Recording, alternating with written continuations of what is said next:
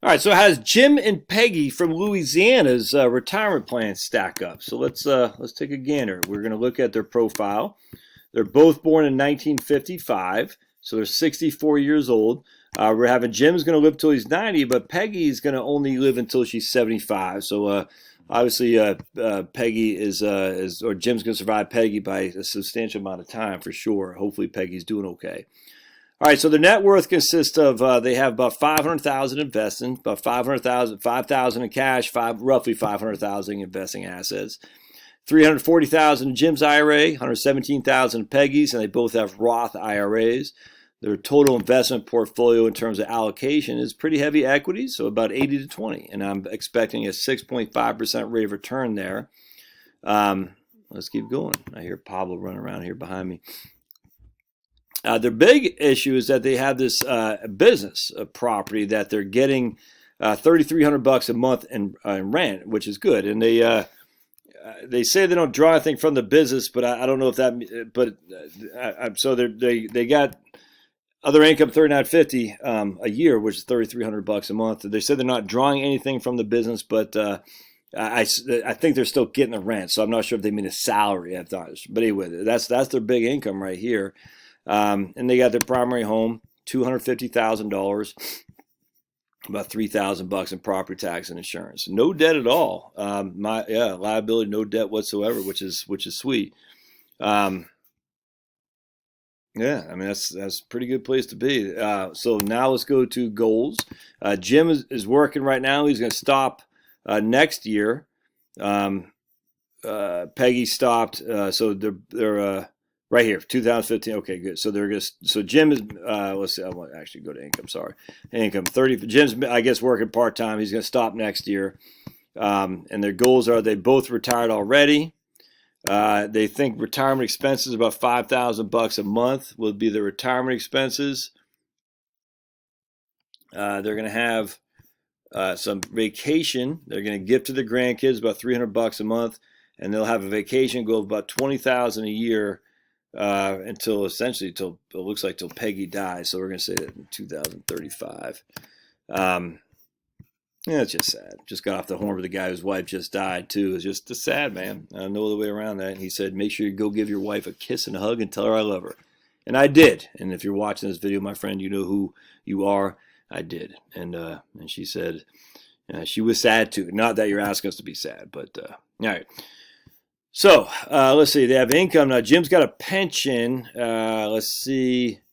Right here, a nice pension of a pretty good amount. I don't know from where that comes, but maybe he's a merchant mariner or something like that. But he does have a nice pension. So, seeing that with no debt, we know that they're going to be fine from a retirement perspective.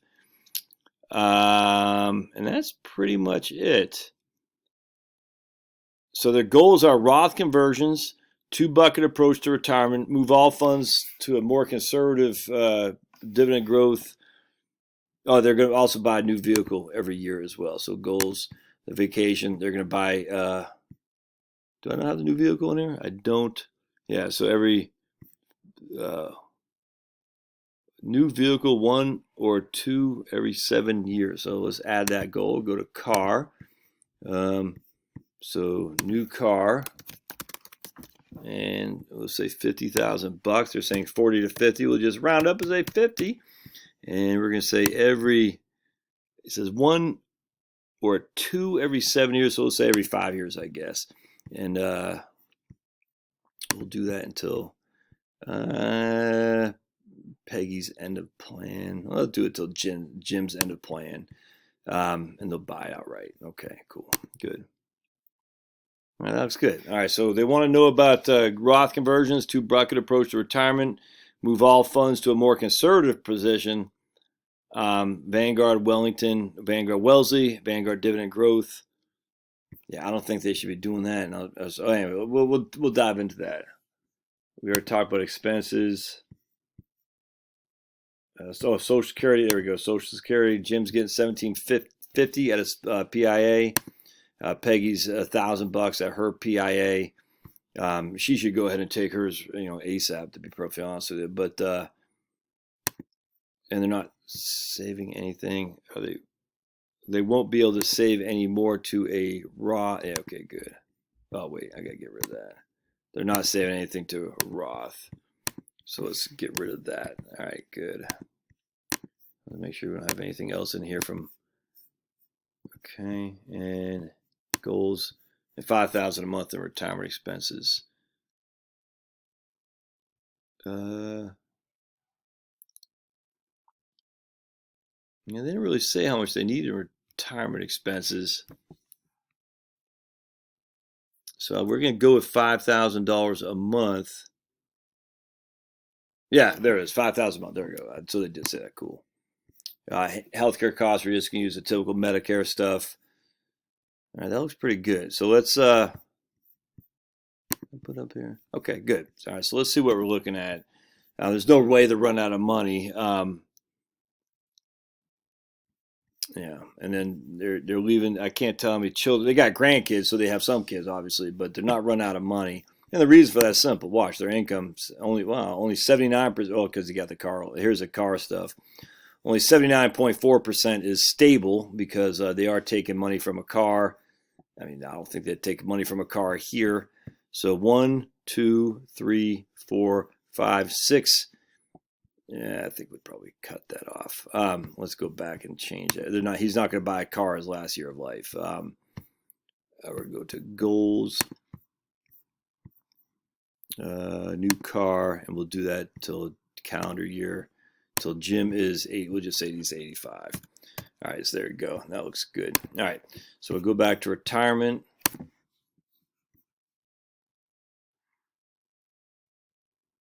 Go to income. Yeah, there you go.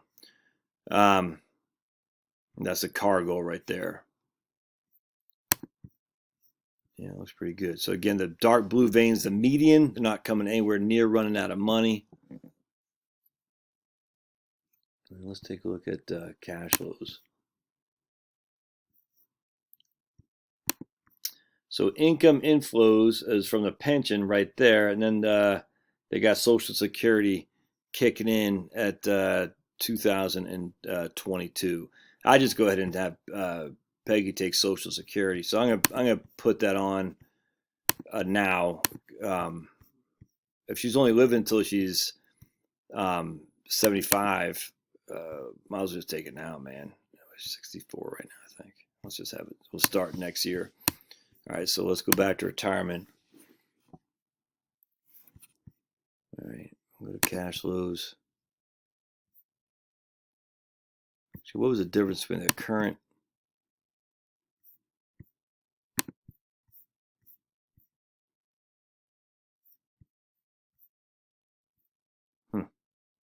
That's interesting. Let's go to current strategy.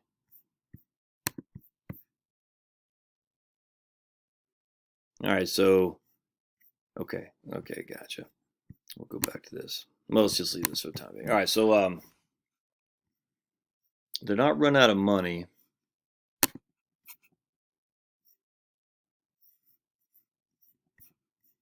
Let's go to cash flows again. Their income flows will start here. So there's a Peggy taking Social Security. There's Jim's taking Social Security. They got their pension. So just from Social Security and pension alone, they're making 6 figures. That was pretty good to me. All right, and then they're going to have other inflows, which is this rental income. All right, that looks good. All right, good. But their total inflows, if we go down here, when they are both on Social Security, 122, 161,000. Total expenses 74,000. Their goals are to buy the car and to go on not here, but the goals are to go on vacation. All right, that looks good. The taxes aren't really that bad when you think about it. Let's see, 12, but they're netting 39,000 a year. Here, I mean, 39,000, 38, 37. Then they're going into negatives because they have that year where they're buying the car.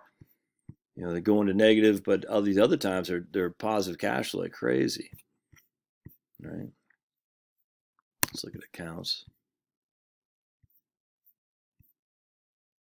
All right, so the IRA is worth about $813 when Jim dies. Yeah, they need to really get that over. Let's take. I want to look at this. Let's look at the taxes here. Yeah, that's where Peggy dies. So it goes from 15.7 to 20.6. It's a 25% increase in taxes, my friends. And then it stays flat. That's, you know, in Louisiana, leaving Louisiana in the broad daylight. You ever heard that song? Let's listen to it, shall we? Leaving Louisiana. That's Oak Ridge Boys. Let's listen to Leaving Louisiana. Such a good song. Leaving Louisiana. Oak Ridge Boys, yeah.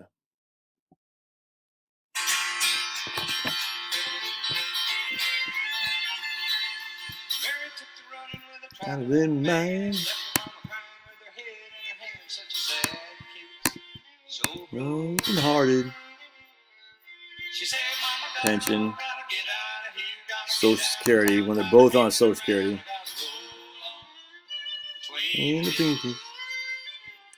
Gotta roll.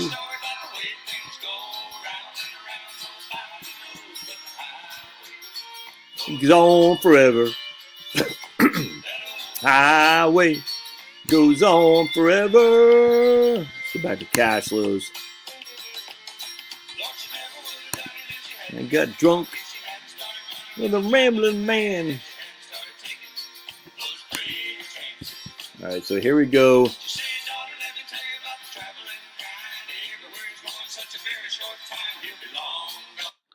Before you know it, all right. So here we got $130,000 when the last year of Peggy's life. It drops by $14,000, not much, but the taxes go from 30, basically 40 to 50. So the taxes go by 20%. Yeah, 20%, 25%. I just don't know what. I mean, that's gonna be tough, man, because they're still paying pretty good taxes. I don't know. All right, let's. So basically, got 10 years to do Roth IRA conversions. Is it worth it? That's tough. Let's go back up here now. So if you go to accounts, they're leaving. Let me write. Oh, I don't have a notepad. So we're going right here. They're leaving 813 in IRA, 1842 in taxable accounts. So without doing any conversions, without pulling any money out early from their IRA. I just don't, man, it's gonna be tough. All right, so let's go to. I think I want to go to tax, and we're gonna go down to. Right there we go. Right there, I think. No, we don't go to tax. We go to. Wait, do we go to tax? They're right there. Distributions. Okay, cool. All right, I don't know, man. It's gonna be a tough one here. So what we're gonna do is we're gonna go down. Yep, tax. Okay, cool, good. All right, so let's go back to retirement cash flows. And we're going to do a current distribution strategy. We're pulling money out of the IRA before we're pulling money out of the taxable accounts. Okay, so that's going to cost us $130,000, about $150,000 there. But what are we leaving from a taxable perspective? Let's go to accounts. We're leaving $2 million in a taxable perspective, and $400,000 here. A traditional IRA. Yes, that's better, but it's going to be netting. It's basically going to net the same when all said and done. Probably not. So we got. If you wonder what I'm doing, I'm just kind of talking. This is what I do when I do these plans. I think about them. So we got 400,000. That's going to be minus 25% that we're leaving to the kids. That leaves $300,000. So it's 300,000 there. So plus 20878. That's 2378. Then I got 813 minus 25% is 609 plus 1842. Yeah, all right. So no, this is you got to do Roth IRAs conversions. All right, so we got 10 years to do Roth IRAs, man. All right. We got how much an IRA is total? 340 and 117. That's 450,000 bucks roughly. All right, so 450 divided by 10. That's 45,000 a year. All right, so let's knock off. Let's knock off Peggy's first. So we're gonna go to income, and we're gonna go to distribution. Peggy's Roth conversions. And we're going to do 50,000 a year. Peggy, IRA. We're going to do the next. We're going to do it this year and next year and the year after. We'll do it for the next 3 years. All right, that's good. Convert to Roth. Okay, so let's take a look here. All right, so now we got.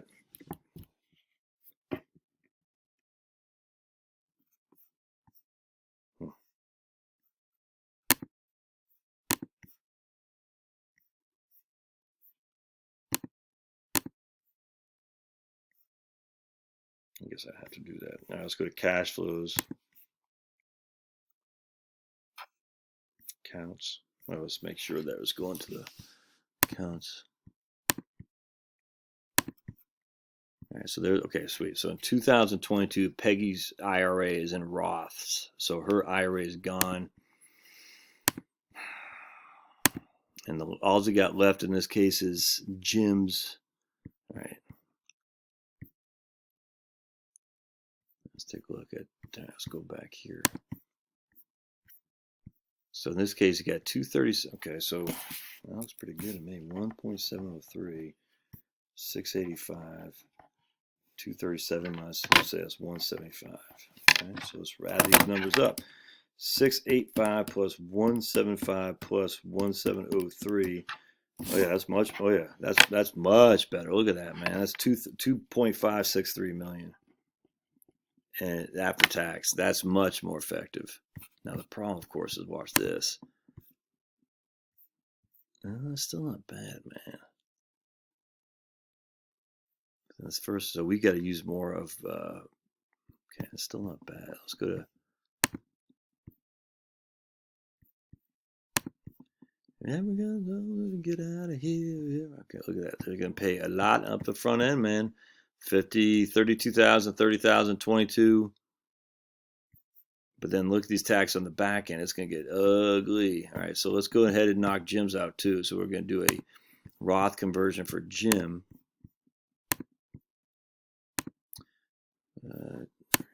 Jim's Roth conversion, and we're gonna do. He's gonna get starting in 2000. We're gonna do 50,000 a year, starting in 2000. Was it 2023? Oops. All right. So take a look here now. Okay.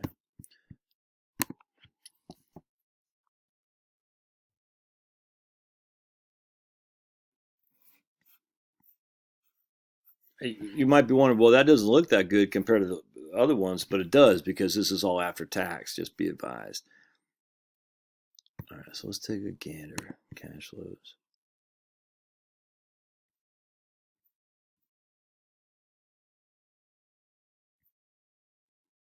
They're not. Why we still got RMDs here? We shouldn't have any RMDs because it should all be over. Did not.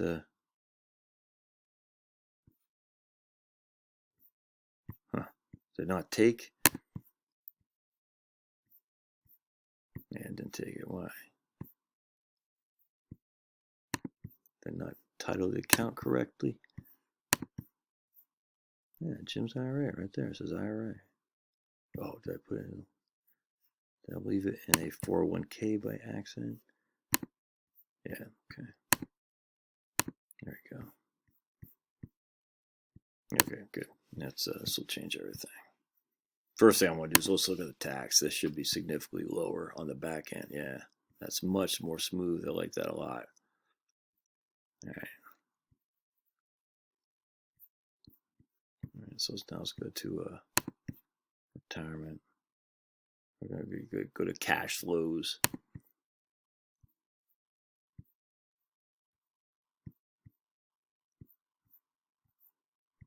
All right, there we go. So by the time Peggy dies, when she's 60, 75, they only got 100,000 left. And that's probably all we probably don't want to be doing Roth conversions at that point. So we'll go back and stop at 2030 for old Jim.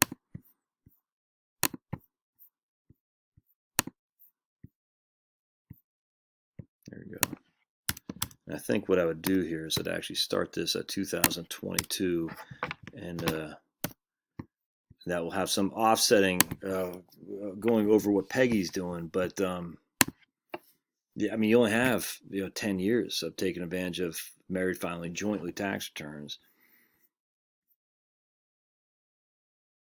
All right. Go to cash flows. Okay, so the RMDs are quite slow, and that's fine. I mean, remember, this is just the RMD plan distribution. $2,000. I mean, he's going to pay, friggin' probably 15% on $2,000. So it's not that big of a deal. So his tax, well, that's not bad. Look at the tax payments right there, 51. Let's go down to 32, 45, 36, 36, 37. All right, so that's not so bad, man. That's pretty flat. That's pretty flat. How much they leaving to the kiddos? 2.2 million in Roth. 513 over here, and yeah, so they're leaving 2.2. Oops, 2200 plus 513, 2.7 million, and that's all tax free. That's all flipping tax free. That's the way to do it. Hey, big guy. Hey, yeah, Pablo.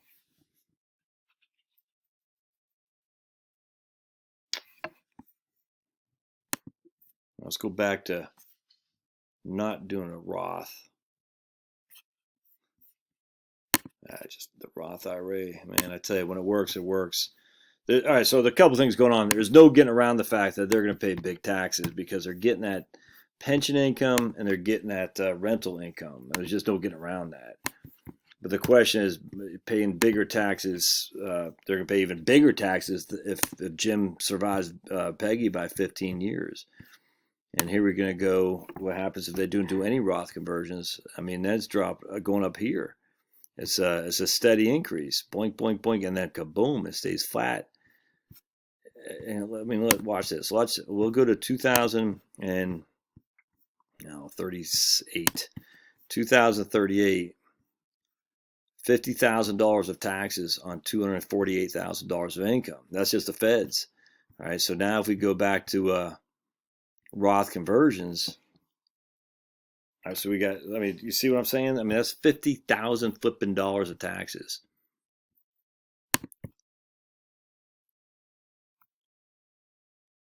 Now their tax will be lower on the front end, but they're missing a big opportunity. I mean, look, 18,000, 22,000. So they're going to pay twice as much in taxes on the front end if they do Roth conversions, but then they're going to pay a whole heck of a lot less on the back end. And on top of that, they're going to leave more to their kids tax free. Without question, it's the way to go. And they're paying $79,000 in 2045. $79,000 in 2045. Let's remember that.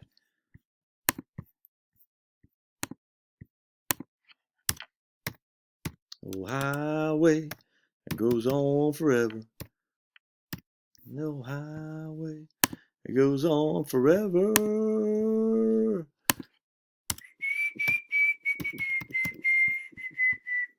All right, so they're paying, let's just say 80,000 in 2000, the last year old pops up there. Now, what a nugget. Here they're paying half that. Pablo!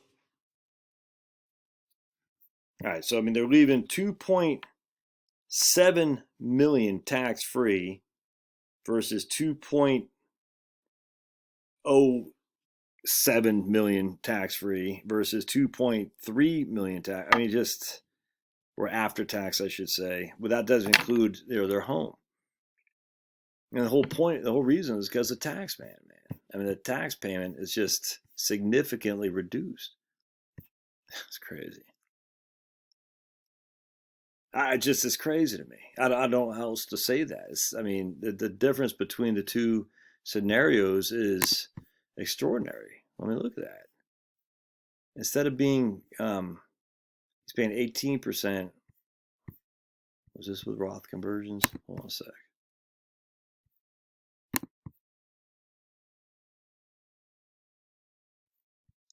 That old highway. Yeah. I mean, so what's happening here is you got to look at it like this. That still is high, but it's a whole heck of a lot lower by, a factor of, 18.6 to 20.2 or something like that. But 18.6 is the effective tax rate on a higher amount of money, if that makes sense. So instead of paying, what I say, $70,000, $80,000 on their last year, even though the tax rate is not that much lower, it's 21 to 17 basically, but they're paying 17 on a. Let me show you. So they're paying 42,000 on their total income, whereas before they're paying 80,000 on total income. Because the total income flows will be a whole lot less simply because they don't have the planned distributions. They don't have the need for that kind of money coming out of their IRA because they don't need to. They don't need to live on it. I hope that makes sense. So let me just go back. I want to show you again. So we go to tax. So in 2000 and let's go to last year. Go to 2044. This is just the feds, but they're paying 35,000 to the feds when they're doing Roth conversions. So 2044, 35K tax to the feds on 197K income. All right. So the tax rate in that regard, if you go to the, we go here is 17.7%. Now, if we go and we get rid of the Roth conversions,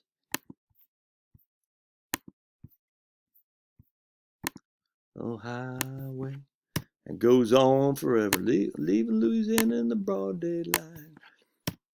Oak Ridge boys, and they're all right by me. All right, so if we go tax, so we're not doing the Roth conversions, but watch the detail. I mean, so let me just show you.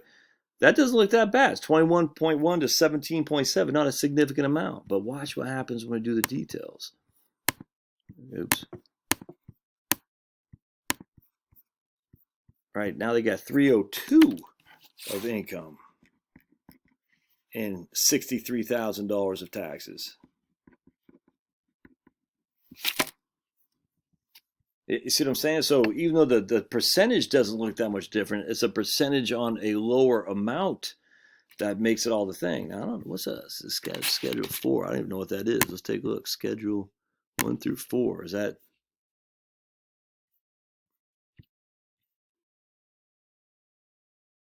I don't know what that is. Total other taxes. 1040 line 14. Capital. No, I guess I got some capital gains. I don't know. 1040 line 14. I don't know. It's not going to be capital gain because that. No, I don't know what that is.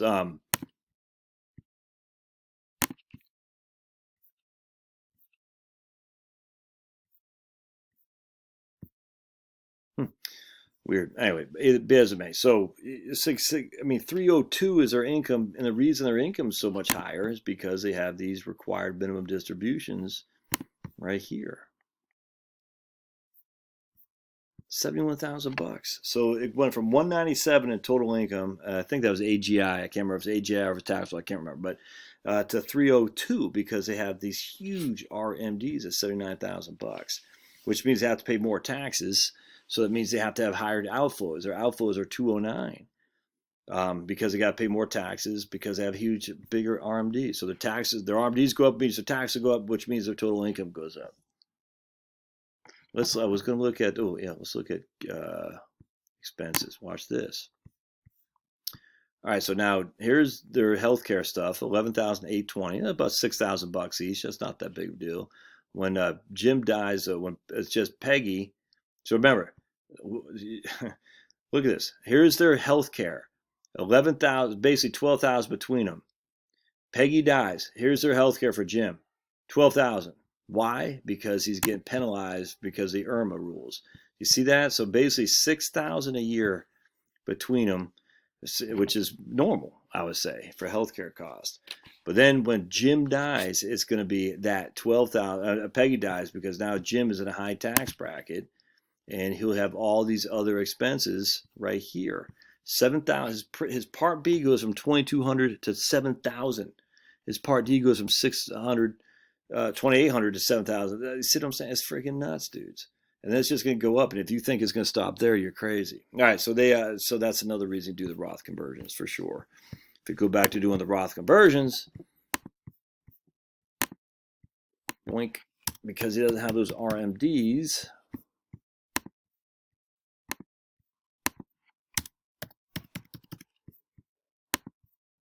Watch this. Go to cash flows.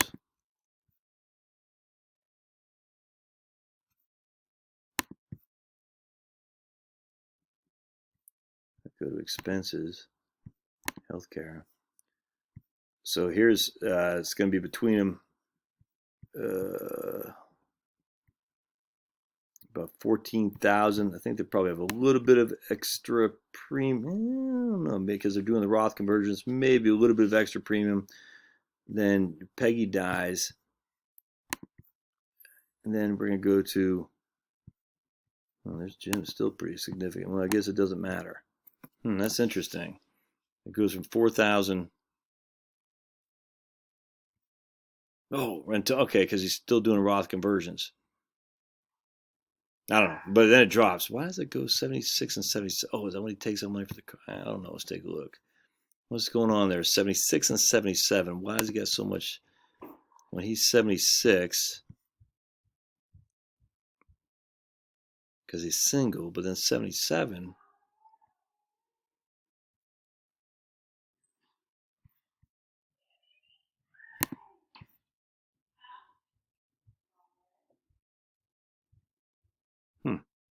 I don't know why it's causing that to happen. So that's 76, 77, 78, and his healthcare premiums went significantly higher because it's based on 2 years previous. Actually, that's an interesting thing. If it's based on 2 years previous, and 2 years previous you made 130, but you're married filing jointly, and now you're single, I bet that's it, man. Because he's single here, and they're basing on the previous years, even though he's married filing jointly. I gotta look into that. I bet that's it. That's if that. So basically, what I'm saying is, he made 130 when he's married filing jointly with Peggy, but that is what gets calculated in 2032's years for the income he made previous 2 years ago. Does that make sense? But in 2032, they're saying, Jim, you're a single taxpayer. But he said, yeah, you made 130, you're going to get hammered from Medicare premiums. But he says, how to make 130 as a single taxpayer in 2030? I don't know. I don't know what else it could possibly be, because then 2033 comes around, it goes right back down because it's going to be adjusted for the previous 2 years previous. That's nuts. All right, so I don't know.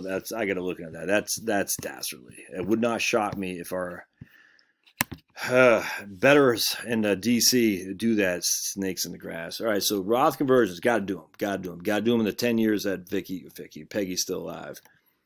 2-bucket approach to retirement. I like your retirement portfolio, guys. I mean, you got your pension, you got your rental income, and you got Social Security. That's your bonds, and then you got an 80-20 portfolio. I got no qualm with that at all. And while I didn't share that with people, you got some good funds. You got Vanguard Growth, Vanguard Dividend Growth, Vanguard Wellesley, Fidelity Blue Chip, Fidelity Growth. You got some good quality stuff. Invesco. I mean, if you want to get out of Peggy's IRA, just move it over to Vanguard. Or Schwab, that's fine. But the funds that you have are fine. Invesco Equity and Income, Invesco Comstock. It wasn't used to be Invesco. It used to be was it Eaton Vance? No, I don't think it was Invesco though. It used to be the Comstock wasn't Invesco. I want to say it's Eaton Vance. It wasn't. But anyway, I used to sell some of that a long time ago too. So I got no problem with this stuff. Fidelity Equity Income is a great fund. I mean, you don't have that much in there, but Fidelity Growth Discovery, not all that familiar with it, but I got no qualm with your portfolio whatsoever. And if it ain't broke, don't fix it. And it's not broke for sure. So you got your 2 buckets of money. You obviously, let's see, you could certainly use a little bit more cash, but you're going to build your cash up with your. It'd be nice to have more cash. Let's just put it that way. But the facts are, your pension, your rental, and your 2 Social Securities kicking in, all the income you could possibly need is coming from those guarantees. So it would be nice to build up your cash. Absolutely, don't get me wrong. So if you got excess cash from cash flow, you use that to build up your cash. It's always nice to have 50 to 100,000 bucks in cash. So here, starting in 2021, we're gonna have net flows in the positive. Use that money to build up your cash holdings, no doubt. I would not move it to more conservative. I like the way it is, absolutely, because again, your bonds are the your income from Social Security, your pension, and your rental. Those are bonds, without question. Having some more cash is a good thing, but I would not, certainly right now, I would not go to more conservative stocks. I just don't think that makes sense. And we got you accounted $20,000 a year for travel and a new vehicle, of $50,000 every 5 years. So you guys are in good shape. I just think the thing you guys got to do is do some serious Roth conversions and get started on that. Oops. And get started on that ASAP. Hope this helps. Let me know if you have any questions. I can't see my screen anymore, so not sure what happened to me. Oh, I'm on that side now. That's kind of weird. All right, hope this helps. See ya.